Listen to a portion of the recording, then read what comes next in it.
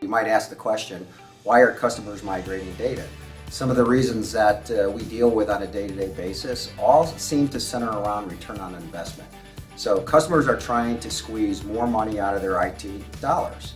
And so moving from 5 data centers to 2 data centers is one way to doing that. Consolidating from hundreds of servers down to a handful of servers is one way of doing that. Whatever the case may be, we work on helping to develop a plan for that customer, but we do have software tools that enable that. And at the core of all of our solutions is the best replication out in the industry. And so we can move data real time from one location to another location while the users are still up and running and working on those applications.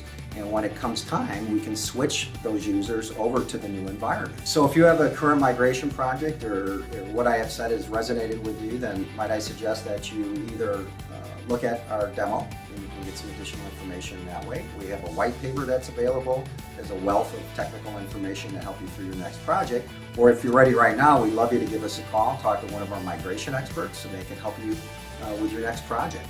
We look forward to talking to you soon.